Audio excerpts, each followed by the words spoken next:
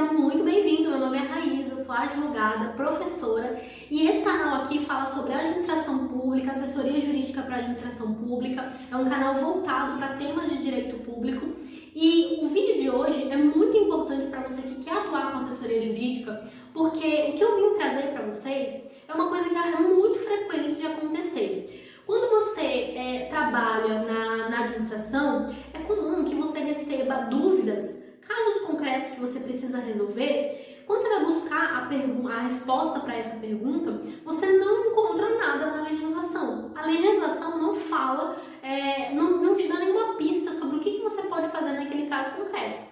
Então, se é uma situação de servidor, por exemplo, você tem um estatuto, e aí o estatuto traz regras, voltadas ao regime de direito público ali da contratação de servidores, mas aí quando você pega aquele caso concreto, você não consegue dizer se aquilo ali pode ou não pode ser concedido, se aquele benefício que o servidor está pedindo pode ou não pode ser concedido, porque não tem a previsão na lei. E aí, o que você faz, hein? Eu já diria que, na verdade, essas situações em que não há resposta expressa na lei, elas são mais comuns do que casos em que você vai encontrar a resposta diretamente ali na lei. Por quê? Porque as pessoas que estão buscando você, que estão consultando você no aspecto jurídico, são pessoas, servidores da casa, pessoas que por vezes elas vão conhecer muito mais aquela legislação local do que você. Às vezes que acabou de chegar, que não tem muita experiência naquela legislação, não atuou naquele município ou naquela entidade. Então o que vai acontecer nesses casos? É muito comum que aquela pessoa, quando ela chega para você, ela já sabe o que está previsto na lei, ela sabe que não tem previsão a respeito daquele caso concreto. E aí, o que você faz, advogado? Como é que você vai responder uma situação que não encontra resposta naquela lei? Bom, a resposta para isso não poderia passar longe dos princípios. É para isso que eles existem. Então, quando uma assessoria jurídica ela vai dar um parecer, por exemplo, ela precisa não só avaliar se existe a previsão naquela legislação local, mas ela precisa entender muito de princípios gerais de direito público. E é sobre isso que a gente vai falar agora. Na verdade, eu quero trazer uma série de vídeos aqui no canal falando sobre princípios do direito administrativo e como esses princípios são aplicados no dia a dia da administração pública. O vídeo de hoje a gente vai falar sobre os superprincípios da administração, que são os princípios, os dois princípios norteadores. Deles vão derivar todos os privilégios e todas as limitações que a administração pública tem. Mas espera um pouquinho, porque antes disso eu preciso te falar o que são princípios e para que eles servem. Eu quero que você saiba que os princípios eles têm uma função de orientar a criação da lei, mas também a aplicação daquela lei. E quando a lei ela não fala nada no caso concreto, quando existe uma lacuna na lei, o princípio também vai ser utilizado na hora de suprir essa lacuna. Então, olha a importância que ele tem. Ele vai criar, ele vai ser utilizado na criação, ele vai ser utilizado na aplicação e na interpretação daquela lei e também na hora de eu suprir uma omissão que a lei não tratou naquele caso concreto. Quando você atua na administração pública, dependendo do setor que você atuar, é muito comum que você participe do processo de criação das leis, criação das normas. Para isso, eu quero trazer uma divisão muito interessante para você,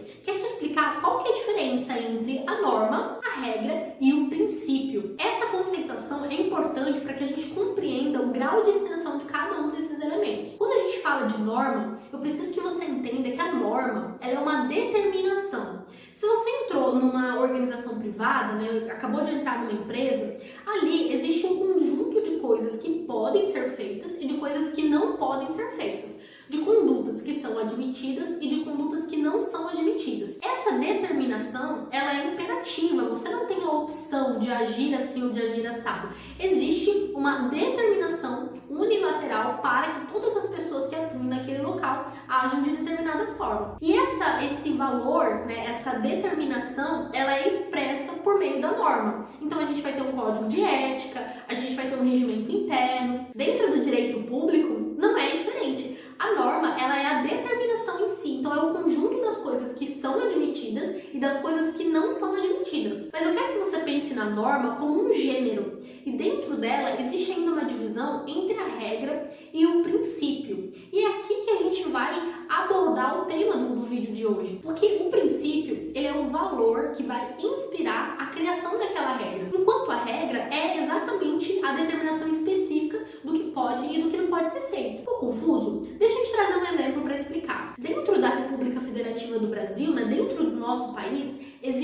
valor muito importante, que é o valor da livre iniciativa. Então aqui a gente sabe que esse valor ele vai inspirar a criação de todas as regras sobre o assunto. E existe uma regra específica que impede que o Estado ele estabeleça uma distância mínima entre comércios do mesmo gênero. Então, aquela lei local que fixa um raio de 5 quilômetros para estabelecimentos do mesmo nicho, essa lei ela é inconstitucional, ela não pode existir, ela não pode trazer essa determinação de distância mínima. Por quê? Porque isso violaria a livre iniciativa e a livre concorrência, que são valores da nossa República Brasileira. Agora, existe uma exceção para essa regra, tá? A exceção é no caso de postos de combustível, mas aí não por conta da livre concorrência, mas por uma questão de segurança. Imagine que você tenha 2 postos de combustíveis, um grudadinho aqui no outro. É muito perigoso se acontece uma explosão, por exemplo, nesse posto aqui, isso pode acabar gerando um efeito ainda maior se chegarmos no posto B. É por isso que admite-se a inclusão dessa distância mínima nos casos de postos de combustível. Mas o que eu queria falar para você é que, na verdade, veja que a livre concorrência é um valor. E a regra, quando ela vai ser criada, ela tem que respeitar esse valor. Quer ver um outro exemplo que eu vou trazer para você? No caso do pluralismo político. Existe um valor, um princípio fundamental no nosso Estado, que é o pluralismo político. Uma regra derivada disso é a liberdade para a criação de partidos políticos. Então, a criação, a fusão e a incorporação de partidos políticos é livre. O Estado ele pode estabelecer alguns requisitos mínimos que precisam ser cumpridos por todo mundo, mas ele não pode determinar se o partido A vai ter uma certa ideologia ou o partido B vai ter uma certa ideologia. Isso não está no âmbito da competência do Estado de determinar. Por quê? Por conta do valor que é o pluralismo político. Então, quando a gente fala em regra e princípio, eu tenho que pensar que o princípio ele é mais genérico e ele vai, inclusive, dele vai derivar a própria criação da regra. Daí surge uma consequência muito importante. Violar um princípio é tão importante quanto violar a regra. O princípio ele é tão obrigatório quanto a regra. Quando a gente fala em princípio, a gente tem aquela sensação de que, na verdade, ele tem um cumprimento facultativo, de que eu só vou recorrer ao princípio se não tiver mais nada ali para eu usar de fundamentação. Se eu estiver falando de um parecer jurídico, por exemplo.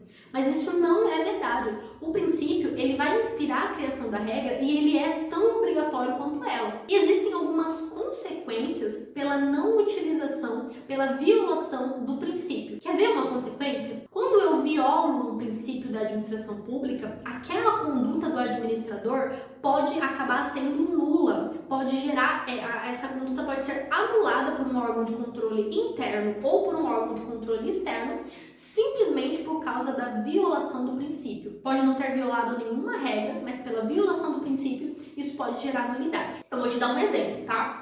A administração pública, ela não pode contratar quem ela bem entender. Então, imagine que eu tenho uma demanda de material de expediente.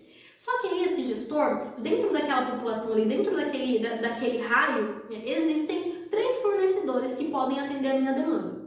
Esse gestor, por óbvio, não poderia escolher qual fornecedor ele quer para poder atender aquela demanda da administração.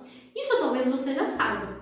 Agora, o que impede esse gestor de fazer essa escolha direta do fornecedor? É o princípio da impessoalidade. A administração não pode permitir que uma pessoa privada seja facilitada ou seja prejudicada simplesmente por liberalidade do gestor. Mas aí você diz, tá, Raíza, esse gestor não pode ir lá escolher quem ele quiser, até porque ele pode escolher um fornecedor que seja mais amigo, ou ele pode não ter ido com a cara dos outros 2 fornecedores, enfim, os motivos podem ser extremamente variados. Mas e se esse gestor fixar um critério objetivo na hora de escolher esse fornecedor? Será que ele poderia fazer essa escolha direta? Por exemplo, ele vai lá e escolhe dos 3 o que tem o melhor preço, o que está pagando, o que aceita o preço menor para a administração. Ele poderia fazer isso? Agora você vai pensar, tudo bem, agora ele fixou um critério objetivo, então a administração pública está sendo beneficiada. Não necessariamente, por 2 razões. Primeiro, porque, imagina, a gente está falando de 3 fornecedores ali da região que conseguem atender a demanda da administração. Mas vamos imaginar que eu sou uma fornecedora que estou lá do outro lado do estado. A minha proposta seria a qualidade do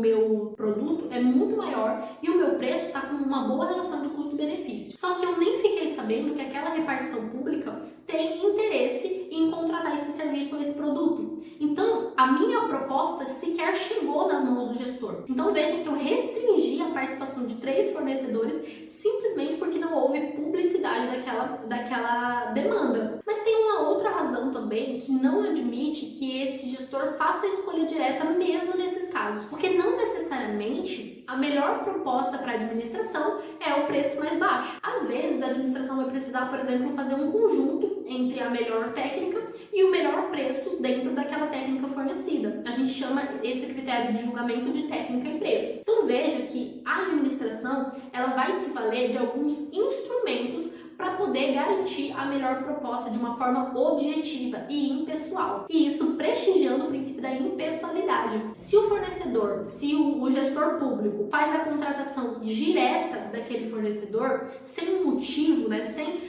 obedecer ao procedimento licitatório, o que vai acontecer? Essa conduta, esse certame pode chegar até o Tribunal de Contas e o Tribunal de Contas, no primeiro momento, vai mandar suspender essa licitação. Ele suspende e ele diz, olha, gestor, você tem um prazo para me justificar o porquê que você está seguindo com essa licitação dessa forma, tá? Ou porquê que você não fez essa licitação, se for o caso, né? Eu quero, se você fez a contratação direta, eu quero que você me justifique o porquê que você fez essa contratação direta sem passar pela licitação. Esse gestor, ele vai ter um prazo para justificar e esse processo vai ficar suspenso. E aí, se ao final ele não consegue justificar, uma consequência pode ser a anulação daquela contratação ou uma anulação daquele certame, daquela licitação. Por que você está falando da anulação da própria licitação, Raíssa? A gente não teve um procedimento licitatório, já não está tudo resolvido? Não necessariamente. Sabe por quê? Porque imagina que a licitação, ela fixa critérios objetivos e critérios mínimos que atendam à demanda daquela repartição pública, atendam à demanda daquela população local, mas que não violem o princípio da livre concorrência. Então imagina só, imagina que dentro daquela licitação, a gente ainda tem aqueles 3 fornecedores que vieram para participar, tá? Só que a administração colocou uma cláusula dizendo que não admite a participação, a contratação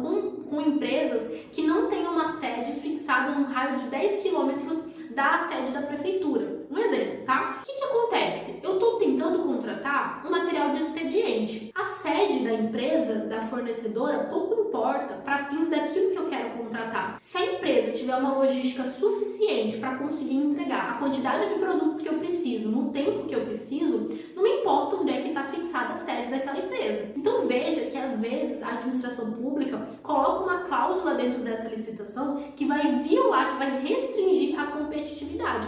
E essa cláusula não é justificada pela demanda daquilo que está sendo contratado. Então, nesses casos, esse procedimento licitatório também pode parar no Tribunal de Contas e pode ser anulado por causa disso. Existe, às vezes, o que se chama de direcionamento da licitação, quando eu encho ali de cláusulas que só uma empresa específica, que é a empresa que eu estou querendo, só ela vai conseguir atender aqueles requisitos. Isso é um direcionamento da licitação. Mas, às vezes, ainda que não haja uma fé do gestor, a cláusula que está colocada ali pode sim violar e restringir a competitividade sem se relacionar à demanda. E nesses casos vai parar no Tribunal de Contas e também pode suspender essa licitação por conta disso. Mas então tá, então você já entendeu que uma das consequências da violação de um princípio pode ser a nulidade do ato. Tem um outro exemplo para você. Imagina que o servidor ele ingressou na administração por meio do concurso público, ele passou os 3 anos ali iniciais, sendo avaliado e ao final do processo ele vai ser submetido a uma comissão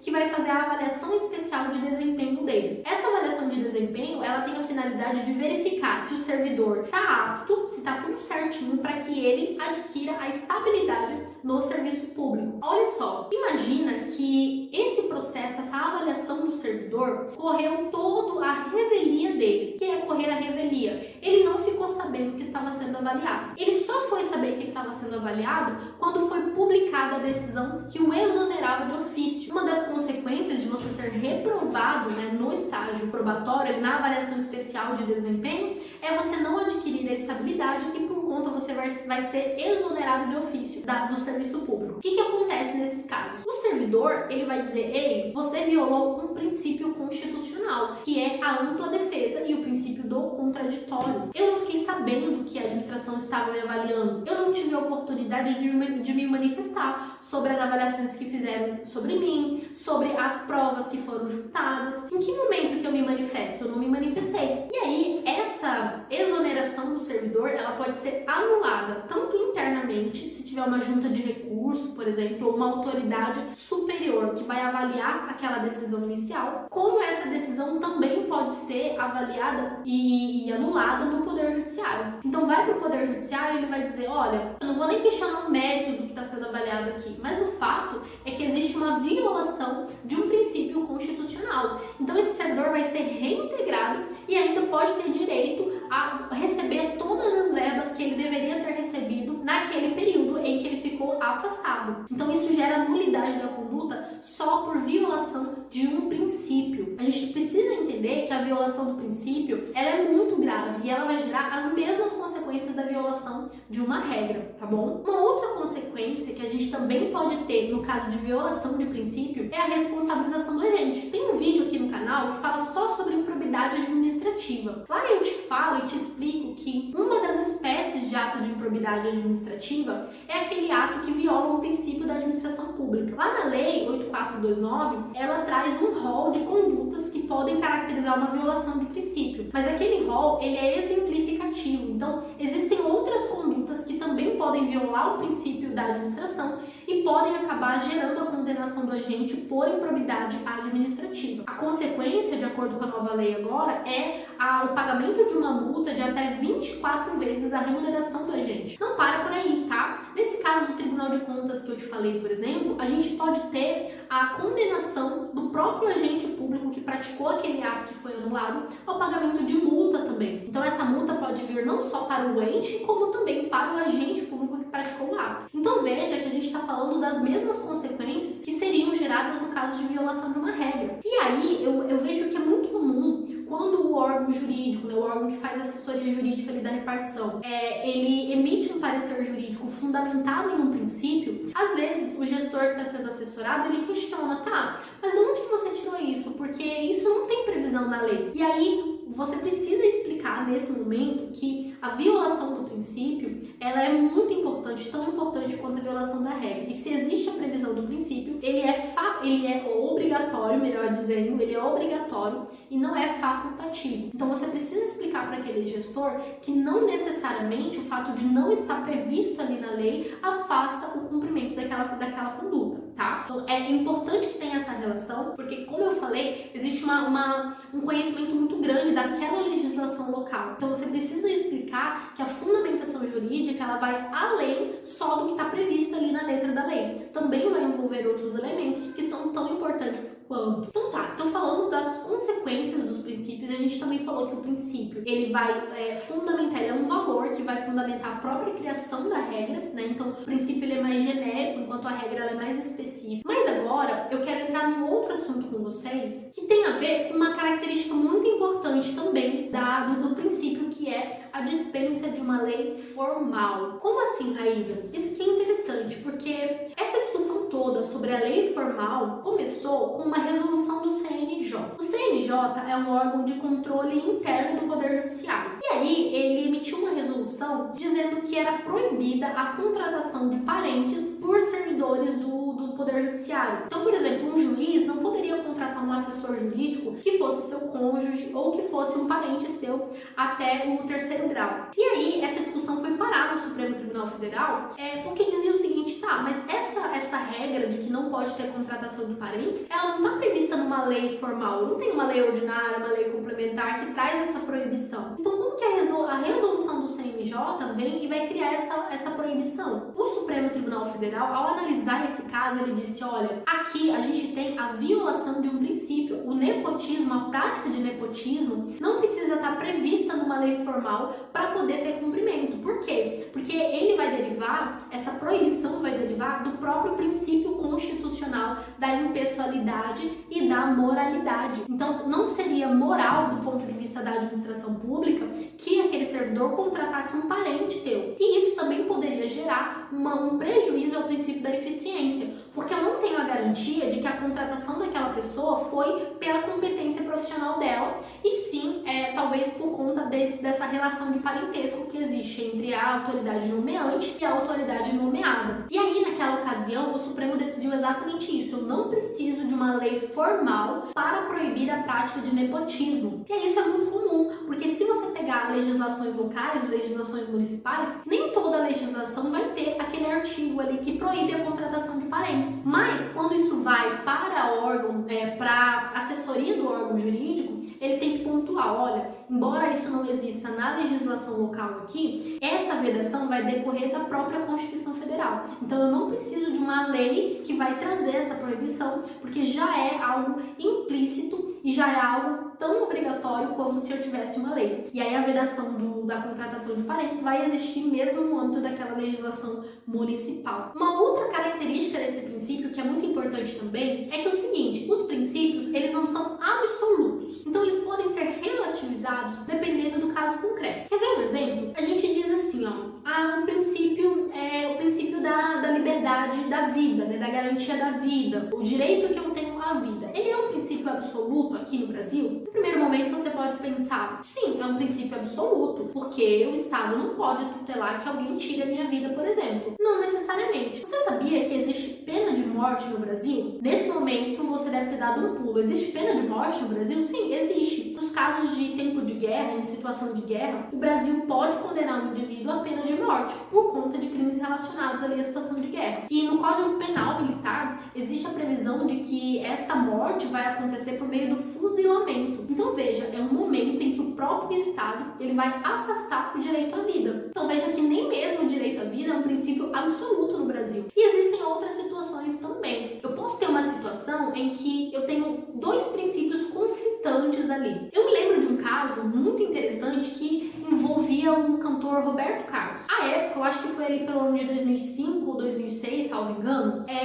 um jornalista escreveu e colocou em circulação uma biografia sobre ali o Roberto Carlos, sobre o cantor. E o cantor, à época, ele tentou impedir a circulação dessa biografia porque ele disse que violava a vida privada, a intimidade e a honra dele. E essa discussão foi parar no Supremo Tribunal Federal. Isso gerou um julgamento muito interessante pelo Supremo que envolvia a discussão entre o princípio da proteção à honra, à privacidade, à intimidade da pessoa natural e, do outro lado, a proibição de censura, que é a liberdade de expressão que existe no Brasil. E aí, diante desses dois princípios, qual você acha que prevaleceu? O Supremo entendeu à época que a publicação de biografia não dependeria da autorização do biografado, porque senão, se eu instituísse essa autorização, isso seria ratificar a prática de censura, entende? Porque imagina, há um jornalista que escreveu uma biografia sobre a minha vida.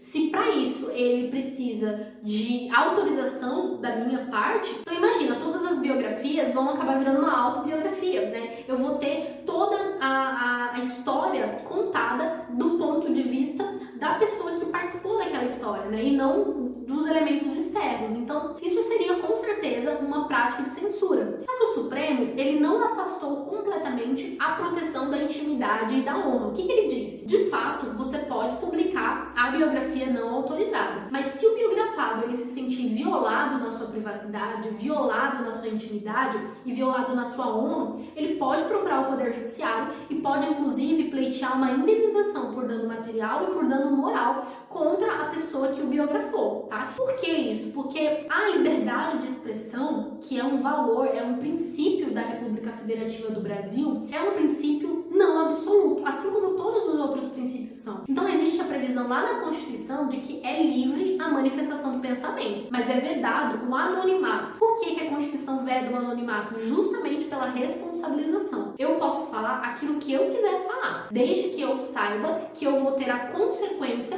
por aquilo que eu manifestei, por aquilo que livremente eu manifestei, entende? Então, se eu falo de alguém e acabo violando a honra dessa pessoa, ela pode pleitear uma indenização por dano moral contra mim. É por isso que eu não posso fazer a minha manifestação de pensamento por meio do anonimato, porque senão eu não vou conseguir responsabilizar em caso de abuso desse direito. Outra característica do princípio é que não existe uma hierarquia entre eles. Então, como eu falei, eles não são absolutos, eles podem ser relativizados, mas também um princípio não vai sempre se Eu vou ter que fazer uma avaliação caso a caso, dentro de uma técnica que se utiliza chamada ponderação de interesses, que o Supremo Tribunal Federal usa muito nos seus julgados quando ele está diante de um conflito entre princípios, tá? E não um conflito entre regras. Tá, já te expliquei sobre o que é o princípio, a importância dele, como é que funciona a utilização desse princípio aqui no nosso ordenamento brasileiro, mas eu quero falar dos dois principais princípios que norteiam todo o pensamento da administração pública. Tudo que a administração pública tem de diferente da iniciativa privada se fundamenta a partir desses dois princípios que eu vou te contar agora. O primeiro desses princípios é a supremacia do interesse público. É engraçado que quando as pessoas vêm conversar comigo sobre fazenda pública, sobre administração, sempre tem aquela discussão de que existem muitos privilégios na administração pública que não existem para a iniciativa privada. E de fato existe verdade nisso, tá? Por conta do princípio da supremacia do interesse público. Isso significa que na relação entre o Estado e o particular, a gente não está aqui em pé de igualdade. O Estado tem sim uma balança que pesa muito mais pro lado dele em relação ao particular. Isso é uma coisa que você tem que ter em mente. Só que assim, existem limitações para essa supremacia do interesse público, e a primeira é sobre a definição e o conceito do que é um interesse público tutelado, tá? Quando a gente fala em interesse público, eu não quero que você pense que o que está sendo protegido é o interesse do órgão, é o interesse da pessoa jurídica, não é o interesse do município, não. O que está sendo tutelado é o interesse da coletividade que é protegida por aquele município, que é gerenciada por aquele município, entende? Então não é a pessoa jurídica, esse interesse não é o interesse da pessoa jurídica, é o interesse da coletividade. Quer ver um exemplo? Eu acho muito interessante esse exemplo. Se você mora numa cidade que tem praia, você deve saber que provavelmente o plano diretor da sua cidade tem uma limitação de construção de prédios na beira da praia. Então, dentro de uma faixa etária que é definida, dentro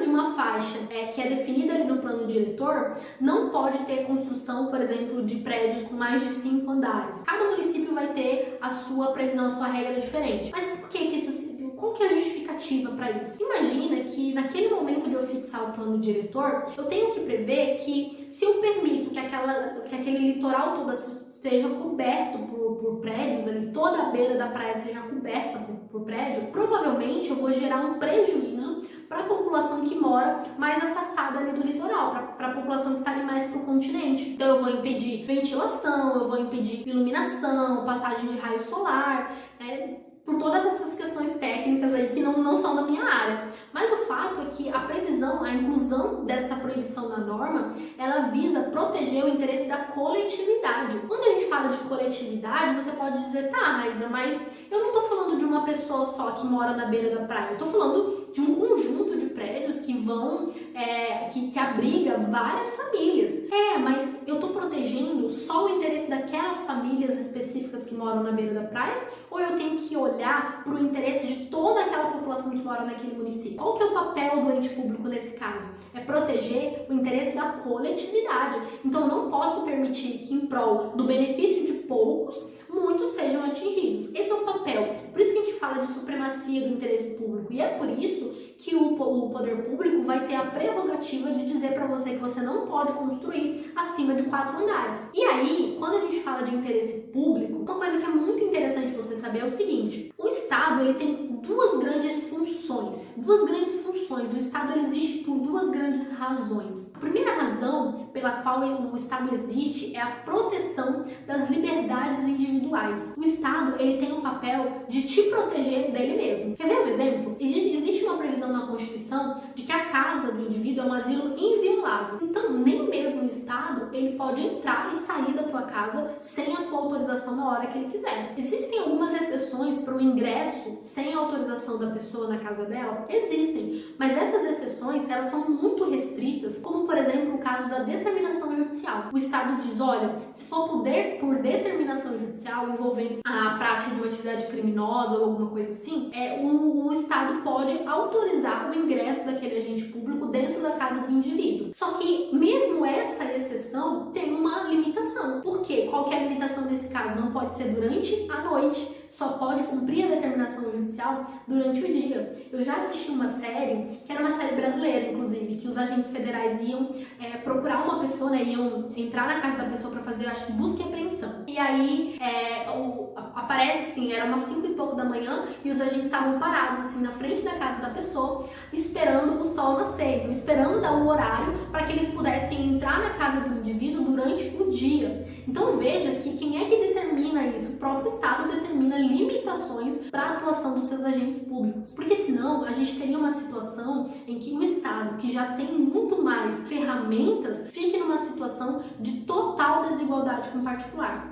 Isso não é permitido no nosso ordenamento brasileiro, não é permitido na nossa Constituição Federal. Então o Estado protege os direitos individuais. Mas existe uma outra grande função do Estado, que é o seguinte: ele também existe não só como uma função negativa de ficar ali protegendo o indivíduo dos seus próprios abusos, mas ele também existe para garantir o bem-estar social. Então, o Estado ele precisa de uma atuação ativa, de uma atuação proativa para poder garantir o bem-estar daquela coletividade. Então imagina, sua casa está bem bonita, bem organizada, e você enche a iluminação, enche a casa de iluminação, só que você chega todo dia, você sozinho ou acompanhado da sua família, mais ou menos às 11 e pouco da noite, e não tem ninguém na rua no horário desse. Imagina se aquele bairro inteiro está no escuro. Imagina se eu não tenho um poste iluminando aquela rua, iluminando as ruas daquele bairro. Toda a iluminação da tua casa não vai ser suficiente para garantir a tua própria segurança ali transitando naquela rua e a segurança das pessoas que passam ali na região. Então o Estado ele vai ter a função de colocar a iluminação pública ali naquele bairro para garantir a segurança tanto da sua família quanto a segurança das pessoas que moram ali. Então veja que o Estado ele sai não só nessa situação, não só ele tem a função de garantir que a tua casa seja um asilo inviolável, que os agentes públicos não possam ingressar na tua casa na hora que eles bem entenderem sem a tua autorização, mas ele também vai ter a função de garantir que você possa transitar, entrar e sair da tua casa com segurança. E ele vai fazer isso colocando iluminação pública, ele vai fazer isso contratando um efetivo para garantir a segurança pública, treinar militares, é assim que ele vai agir para garantir o bem-estar social. Então, quando a gente pensa em interesse público, você tem que pensar nessa situação em que o Estado está tutelando um interesse que não é dele, mas é o interesse daquela população local. Existem situações em que algumas pessoas jurídicas, estatais, elas podem atuar em regime de livre concorrência com a iniciativa privada. Como assim, Raíssa? Quando a gente fala em administração indireta, tem duas figurinhas que são as estatais, que é a empresa pública e a sociedade de economia mista. Por vezes, elas podem atuar prestando um serviço público. Nesses casos, elas vão atuar protegendo o interesse público nesse regime de desigualdade, mas elas também podem atuar, por vezes, em regime de igualdade com o particular, concorrendo em livre concorrência com a iniciativa privada. No caso de uma Caixa Econômica, de um Banco do Brasil, que são estatais. Quando acontece isso, existe uma previsão constitucional de que essas estatais não podem ter benefícios que não sejam estendidos e extensíveis à iniciativa privada. Porque você imagina, ela entra em regime de igualdade, ela entra para concorrer em livre iniciativa com a iniciativa privada. E aí ela entra com vários benefícios fiscais ou tributários, benefícios de toda ordem, para estatal e não garantida para o privado, é óbvio que não vai ter liberdade de concorrência ali. Na verdade, a estatal já vai entrar ganhando essa concorrência, entende? Então, nesse caso, quando o Estado está atuando em regime de livre iniciativa, não pode ter benefício para ele que não tem para o particular. Então, quando a gente fala em supremacia do interesse público, você tem que pensar qual que é a posição do Estado naquele momento. Ele está na tutela do interesse que não é dele? Ele está na tutela do interesse da coletividade? Ele está prestando um serviço público? Ou ele está atuando em regime de igualdade com o particular? Tá? A supremacia do interesse público é isso. E como decorrência da supremacia do interesse público, a gente tem várias prerrogativas que existem para a administração e que não existem para o particular. Quer ver um exemplo? Eu te falei da situação, acho que eu não citei esse exemplo aqui, mas imagine uma perseguição policial. De repente, o policial precisa ver um carro, uma pessoa que está acabando de estacionar, e ela, numa situação de desespero, esse policial pega esse carro, pede licença ali pro condutor, pega o carro e usa o carro na perseguição policial. Já viu bem cena de filme mesmo, né? Que tem aquelas perseguições, e a pessoa pega o carro, empurra o motorista, sai correndo atrás do perseguido ali, bate o carro. Essa situação pode acontecer na via do regime público aqui, do regime de direito público? Pode acontecer de um policial pegar o carro do particular e usar na perseguição? Pode acontecer, porque existe uma situação de perigo público naquele momento que vai justificar que o Estado se aproprie do patrimônio do particular. Nesse momento você deve estar grilado comigo falando, tá, mas então o Estado pode pegar meu carro, fazer o que bem entender e eu vou arcar com prejuízo? Não. Nesses casos, se houver dano no uso do patrimônio particular, a administração pública vai ser obrigada a pagar e a indenizar aquele prejuízo que o particular sofreu. Claro que sim. Mas veja que ainda assim é um poder muito grande. Você, particular, não tem o poder de se apropriar do patrimônio de uma outra pessoa numa situação de perigo para você, entende? Você vai ser responsabilizado por isso, né? Existe até um crime, um tipo penal que é o crime de dano, né? Claro que existem outros elementos que a gente não vai entrar agora no momento, né? Porque é uma situação de direito penal completamente diferente, mas você, particular, não tem a prerrogativa que a administração tem de se apropriar do patrimônio de outra pessoa numa situação de perigo público. O poder público tem.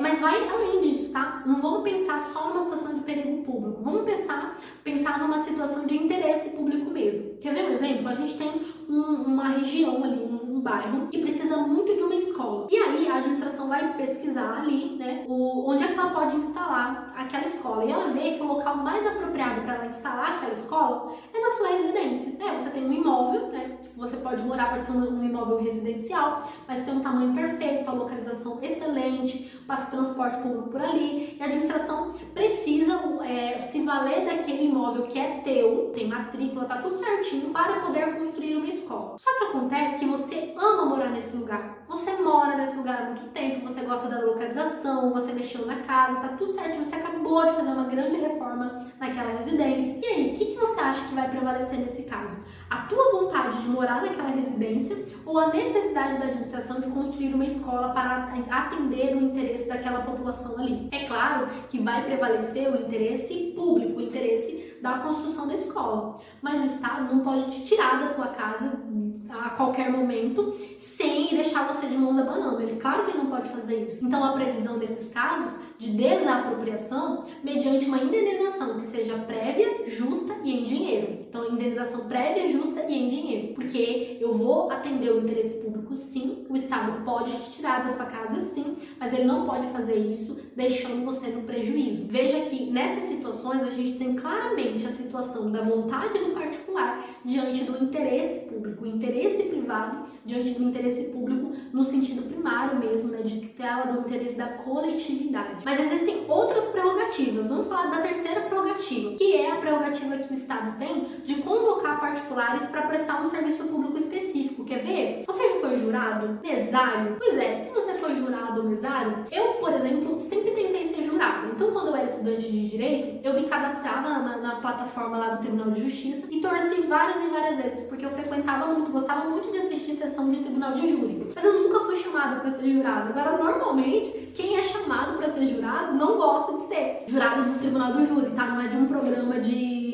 avaliação de cantores infantis, não, é o jurado do Tribunal do Júri. Quem é chamado para ir, normalmente não quer ir, não quer participar. Você tem escolha de ir? Não necessariamente. Se você decidir que você não vai, você pode pagar multa, você pode ficar com uma restrição ali no teu nome em relação aos benefícios se você prestar um concurso público, você tem que comprovar que você está em dia com essas obrigações, com as obrigações eleitorais. Então você tem opção, você é obrigado a ir lá prestar aquele serviço, entende? Ou no caso do mesário das eleições, a mesma coisa.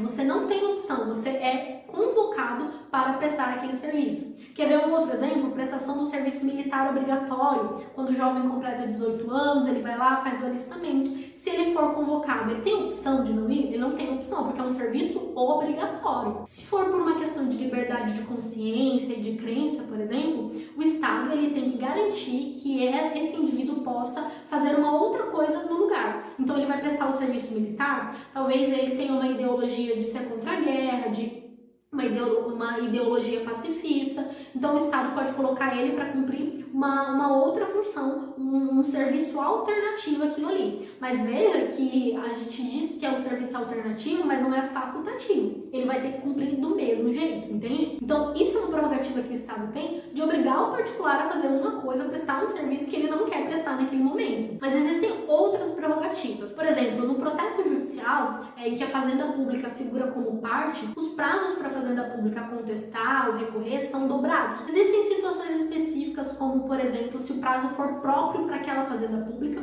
aí esse prazo não vai ser dobrado. Mas se for um prazo comum, né, enquanto o particular ele vai ter 15 dias para contestar, a administração pública vai ter 30 dias para contestar, por conta do volume de ações judiciais que são tuteladas ali, que figura o Estado em relação ao tempo que aquele particular vai ter para responder aquela mesma ação. Então é uma prerrogativa do Estado. Uma outra prerrogativa que coloca o Estado em pé de desigualdade com o particular são as cláusulas leoninas ou cláusulas exorbitantes. Já contratou com a administração pública?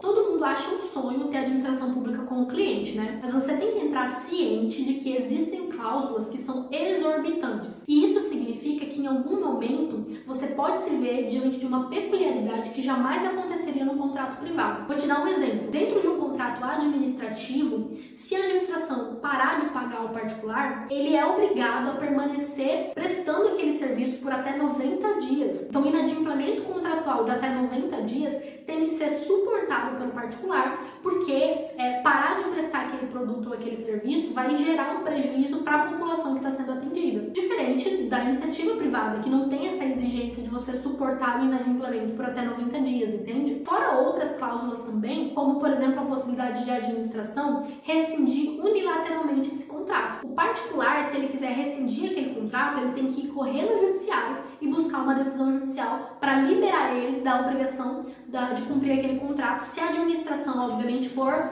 culpada, entende? Se a administração deu causa ao descumprimento contratual. No caso do particular é diferente. A administração pode fazer essa rescisão unilateral. O particular, se ele não concordar, ele pode recorrer à própria administração ou ao Poder Judiciário. Mas quando ele faz esse movimento de recorrer, isso já aconteceu, entende? A rescisão do contrato já aconteceu. Então mostra que para a administração essa é uma prerrogativa que não existe para o particular. Eu vou citar outras aqui, como por exemplo a impenhorabilidade do bem público. Então o bem público ele é insuscetível de uso capião. O uso capião é um procedimento em que, dependendo do contexto, cumprindo alguns requisitos, se um particular se apropria de um bem, né, se ele entra na posse de um bem e essa posse é mansa e pacífica, é uma posse não contestada e fora o cumprimento de outros requisitos, ele pode adquirir a propriedade pelo uso, pelo exercício prolongado no tempo da posse daquele imóvel. Isso não vai acontecer se ele se apropriar de um imóvel público. Ele pode passar 10 anos morando num imóvel público, né, que ele não vai ser possuidor daquele imóvel e muito menos adquirir a propriedade. Ele vai ser mero detentor daquele imóvel. Por quê? Os bens públicos são insuscetíveis de impenhorabilidade, são imprescritíveis, melhor dizendo, tá? Então, o bem público imprescritível, porque nesse caso a administração não perde a propriedade daquele imóvel pelo não exercício no tempo, diferente do particular, e insuscetível de impenhorabilidade, confundir ali os conceitos, mas ser insuscetível de impenhorabilidade é porque o bem público não pode ser penhorado. Então, se você entra com uma ação contra a Fazenda Pública e você ganha aquela ação e você vai ter o direito a receber um valor da administração, você não pode penhorar um bem que pertence ao Estado, entende? Você vai entrar na fila dos precatórios, dependendo do valor. Então, imagine que a regra é o pagamento pela via dos precatórios ali. Então, você vai entrar numa fila que vai receber pela ordem de ingresso do precatório, tem uma listagem preferencial dentro dos precatórios, que é um regime completamente diferente do particular. Para o particular, se você não cumpriu um crédito, não fez o pagamento de um débito, né? O que vai acontecer com você é que você vai ter um bem penhorado, entende? Isso não acontece com os bens públicos por conta dessas prerrogativas que a Fazenda Pública tem e que o particular não possui. Já encaminhando ali para o final, existe uma outra prerrogativa da administração pública, que é o fato de a administração pública ter um exercício do poder de polícia. Exercício do poder de polícia. O poder de polícia não é a polícia corporativa que a gente entende ali, aquela polícia militar. Eu não estou falando dessa polícia. Eu estou falando da polícia administrativa, que é um poder que a administração tem de fixar fixar limitações para a atuação do indivíduo e, inclusive, de cobrar essas limitações.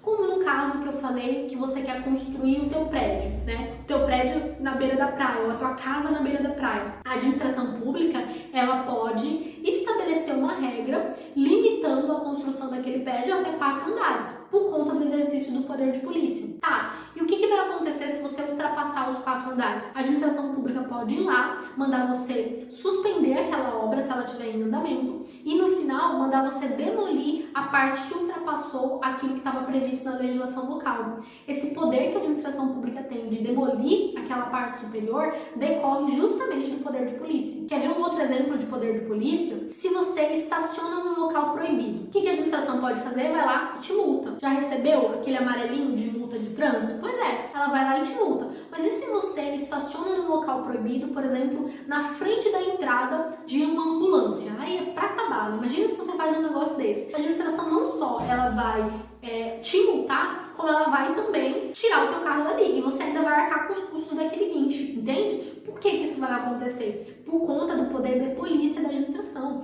Ela não pode ficar esperando, nesse caso, que é uma situação de urgência, que você decida tirar o teu carro a hora que você bem entender. E simplesmente a fixação de uma multa não vai ser suficiente para fazer com que você cumpra aquilo ali no momento que precisa ser cumprido. Então ela vai lá e faz a execução direta daquela conduta que o particular deveria ter feito. Tudo isso é exercício de poder de polícia. Ou seja, nós falamos aqui de vários privilégios e prerrogativas que a administração pública tem por conta do princípio da supremacia do interesse público. Agora, se a administração pública só tivesse essa supremacia, a balança ia ficar totalmente desequilibrada, você não acha? Um elemento que vem para equilibrar é o segundo princípio, ou o segundo supraprincípio da administração, que é a indisponibilidade do interesse público. Ao mesmo tempo em que a administração tem vários poderes aqui na mão, ela tem várias prerrogativas aqui na mão, ela também tem o quê? Várias obrigações que não podem deixar de ser cumpridas. A primeira obrigação é o fato de que o direito que é tutelado não é do agente público, não é daquela administração. O direito tutelado é do particular, da coletividade. A administração, ela vai atuar gerenciando um interesse que não é dela, é um interesse que é do outro. Isso vai gerar uma consequência. Ela não pode renunciar àquela obrigação que ela tem. Então imagina assim, ó, se um particular, se um servidor comete uma infração disciplinar, a administração pode deixar de investigar aquela infração disciplinar? A administração pode investigar e ao final deixar de punir se ficar comprovada a prática da infração? Aí você fala,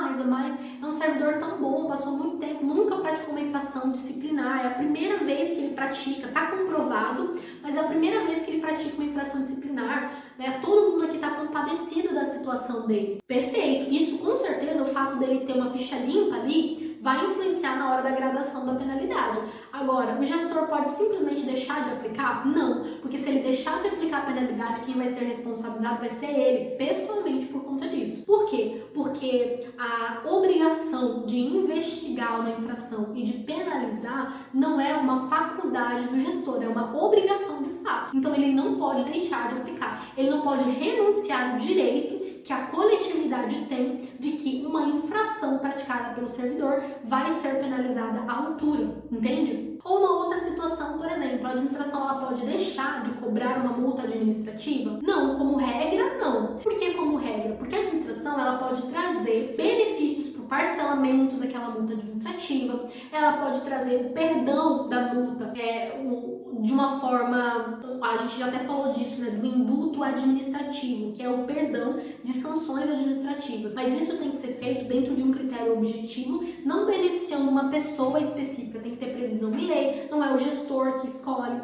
eu tenho que fazer isso por meio da previsão em lei, e quando ele faz isso, é pensando no interesse coletivo. Por exemplo, se a administração pública vai fazer um acordo, aí você deve estar me questionando, você diz que a administração não pode renunciar ao direito que não é dela. Não pode mesmo. Mas imagina só, na situação do acordo, tá? A Fazenda Pública pode fazer acordo com o particular? Pode. Inclusive, lá na lei de improbidade, a gente tem agora o acordo de não percepção civil, que é nada mais, nada menos que um acordo entre o agente que praticou a improbidade e a administração pública. Só que nesses casos, o que significa o acordo? Ele vem trazer um benefício para o coletivo, porque a gente pode combinar que eu vou fazer um acordo para que você coopere e me falando quem são as outras pessoas que participaram desse ato de improbidade. E, além disso, no caso da improbidade administrativa, esse agente que praticou o ato de improbidade, ele não pode deixar de ressarcir o prejuízo que a administração pública sofreu. Então, ele vai fazer um acordo com relação às demais penalidades,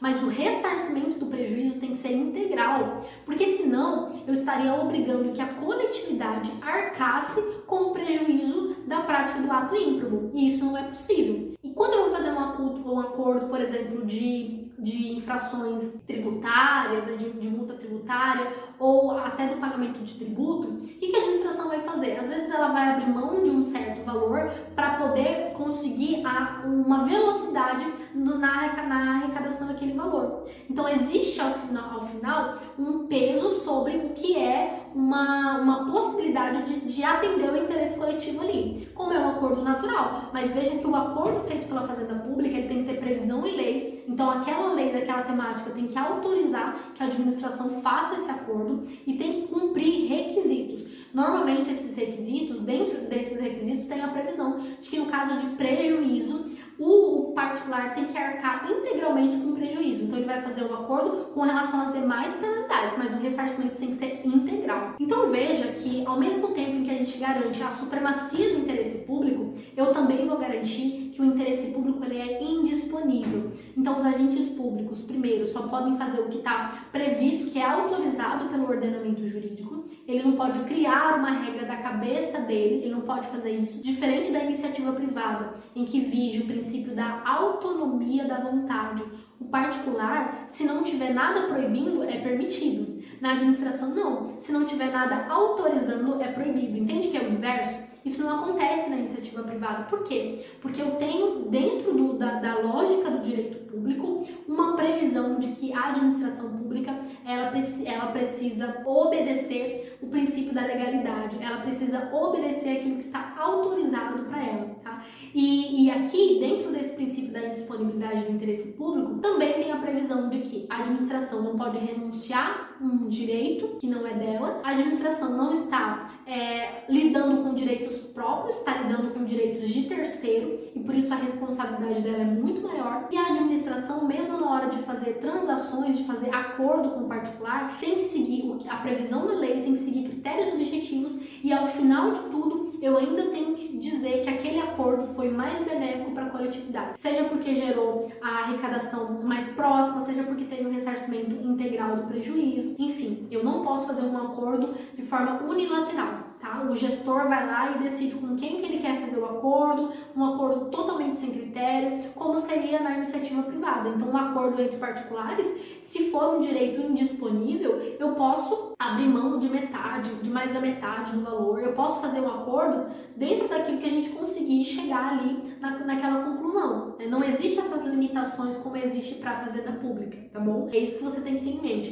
que ao mesmo tempo que eu tenho privilégios e prerrogativas por conta da supremacia, eu também vou ter limitações e proibições para o gestor público por conta da indisponibilidade do interesse público. E por fim, como eu te prometi que eu ia te trazer uma informação relevante na hora de analisar o conflito entre regras e o conflito entre princípios, eu quero te dizer o seguinte: eu já te expliquei lá no começo a diferença entre uma regra e a diferença entre um princípio. O que acontece quando eu tenho uma situação, uma colisão entre regras? Então imagina assim, eu tenho uma previsão lá, uma regra que diz que o servidor ele só pode receber se ele trabalhou. Correto? Então é uma previsão de que todas as faltas do servidor serão penalizadas com o desconto ali na remuneração. Então se eu não trabalhei, eu não recebo. Uma lógica adequada, correto? Mas aí existe uma outra regra que diz que o servidor ele tem o direito de ser afastado por motivo de saúde. Se um profissional médico, um profissional técnico, né, que é competente para aquilo ali, ele entende que aquele servidor não pode trabalhar, tem que ficar em repouso por motivo de saúde, existe o direito do servidor de ser afastado ali naquele momento por motivo de saúde. São duas regras conflitantes, porque eu não fui trabalhar, mas eu vou receber. Então, o que eu faço? Eu crio uma exceção nessa primeira regra. A primeira regra não é que se eu não trabalhei, eu não recebi? Pois é, mas aí eu crio uma exceção de que se eu não trabalhei por motivo de afastamento por conta da doença, ou por conta de um afastamento ali, né, de um profissional competente, um profissional de saúde competente, o que eu faço? Eu não vou ter desconto nesse caso. Então é uma exceção. A regra é, não trabalhou, não recebe. a exceção se esse afastamento for por motivo de doença. Então eu crio uma exceção para essa regra. Até aí é fácil, porque é só eu pegar a legislação e ver se aquele caso concreto está dentro daquela exceção. Mas nem sempre isso vai ser suficiente, porque às vezes aquele caso concreto não se encaixa na exceção, ou nem tem exceção para aqueles casos. Ou às vezes eu vou ter uma lei, uma regra, conflitando com outra regra,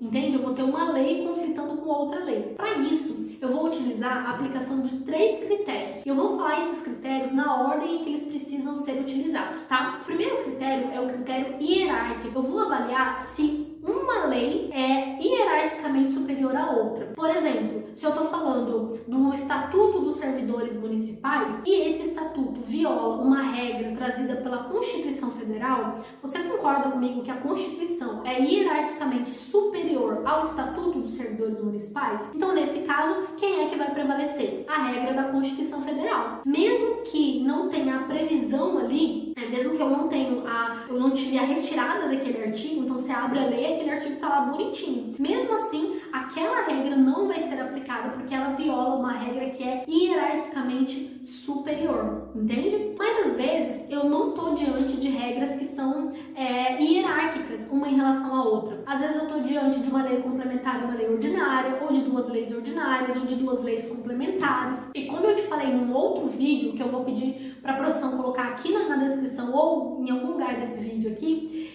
não há hierarquia entre uma lei ordinária e uma lei complementar, entende? São leis que estão hierarquicamente iguais ali na nossa pirâmide de Kelsen 2.0 que a gente trouxe nesse outro vídeo. Então, eu não vou conseguir resolver esse conflito por meio do critério hierárquico. O que eu vou fazer? Eu vou tentar recorrer para o critério da especialidade. Então, eu vou ver se no meio dessas 2 leis aqui tem uma lei que é mais específica do que outra, entende? Se tem uma lei que está tratando de um assunto de uma forma mais específica do que o outro aqui. Então, por exemplo, eu tenho uma lei, uma regra no Código Civil e uma regra no Estatuto da Proteção do Estatuto da Criança e do Adolescente. Desculpa, gente, me fugiu aqui. Então, eu tenho uma regra no Código Civil e uma regra no Estatuto da Criança e do Adolescente. Qual que é a regra que vai prevalecer nesses casos? Existe hierarquia entre essas 2 leis? Não, não existe hierarquia.